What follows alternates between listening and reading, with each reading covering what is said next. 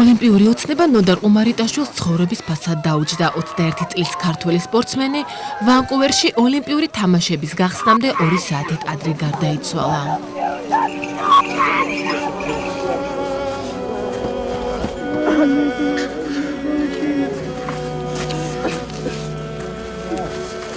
ხონახეთ საქართველოს გულის თავი მოიკლა ასლის წინ ძალიან უხაროდა ოლიმპიადაზე მიდიოდა ქულები ავაგროვებდა და ძალიან დიდი იმით მიდიოდა ოლიმპიადაზე. ჩემი ოცნება იყო ოლიმპიადაზე გამოსულიყავი. ყუმარიტაშვილი გარდაიცვალა, როდესაც ვერ დაიმორჩილა ციგა ოლიმპიურ ტრასაზე და შეასყდა მეტალის შემზღუდველს 154 კილომეტრის სიჩქარით. როდესაც ნოდარ ყუმარიტაშვილი საქართველოში ჩამოასვენეს, მას როგორც ნაციონალურ გმირს დახვდნენ.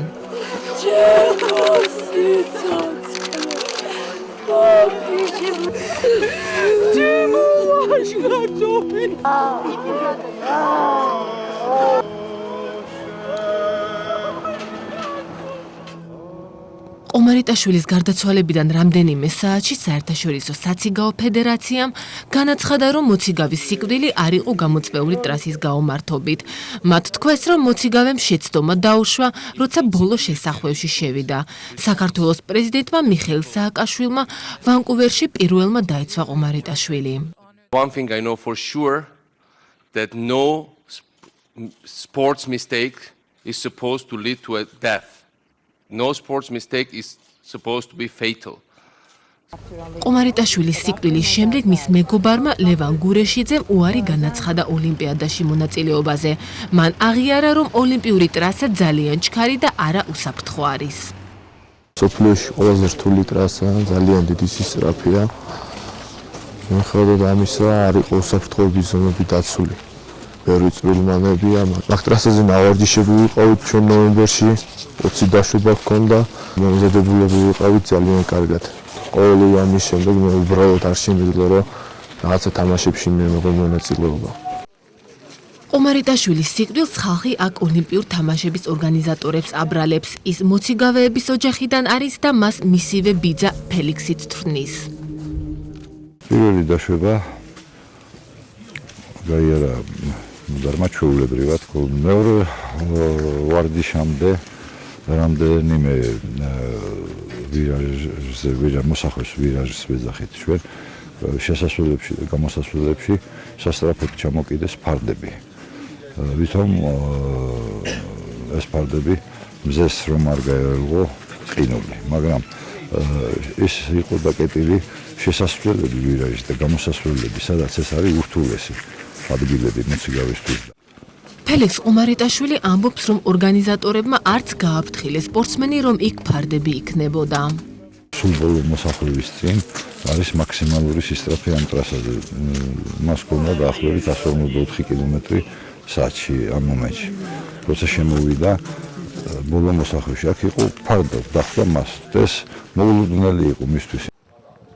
ცნობილი ხდება მამაშვილის ბოლო სატელეფონო საუბარიც. ნოდარ ყუმარიტაშვილმა გამოსვლის წინ მამამის დაურეკა და უთხრა, რომ ნერვიულობს боло ვირაჟის გამო, მაგრამ ამის მიუხედავად ის არ შეანელებს სიჩქარეს, რადგან მას გამარჯვება სურს. Все подтверждает, что Нодар не был виноват.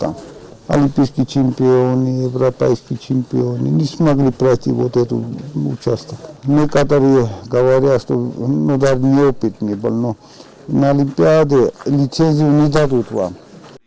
საქართველოში ნებისმიერი მოსაზრება ყუმარიტაშვილის არაპროფესიონალიზმთან დაკავშირებით აღიქვება როგორც ორგანიზატორების მცდელობა, გაამართლონ საკუთარი შეცდომები.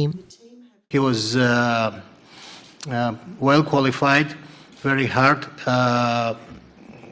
hard worker in this particular field, and the insinuations, speculations about his experience to me seems a little bit unfair and misleading. ყუმარიტაშვილის ოჯახში ჯერ არ იძახიან უჩივიან თუ არა ოლიმპიადის ორგანიზატორებს, მაგრამ ფელიქს ყუმარიტაშვილი აღნიშნავს, რომ მისი ძმისშვილის სიკვდილის შემდეგ ორგანიზატორებმა უსაფრთხოების თვალსაზრისით რამოდენიმე შესწორება გააკეთეს.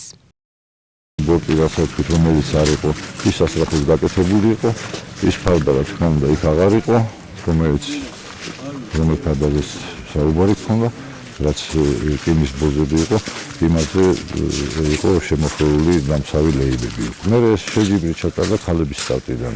ქალების სტარტი არის 170 მეტრი დაბლა ვიდრე მამაკაცების სტარტი, იმიტომ რომ მამაკაცებისათვის იქ ზემოდან ეს ძალიან გადაჭარბებული სისწრაფე იყო და 2014 წლის სოჩის ზამთრის ოლიმპიადის ორგანიზატორები რუსეთში ამბობენ, რომ უფრო უსაფრთხო საციგაო ტრასას ააშენებენ.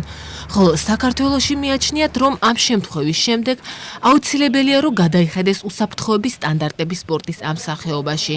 ძალიან ბევრი დეტალი, რომელიც აქამდე მისაღები იყო, ახლა უკვე ეჭვის ქვეშ აღმოჩნდა.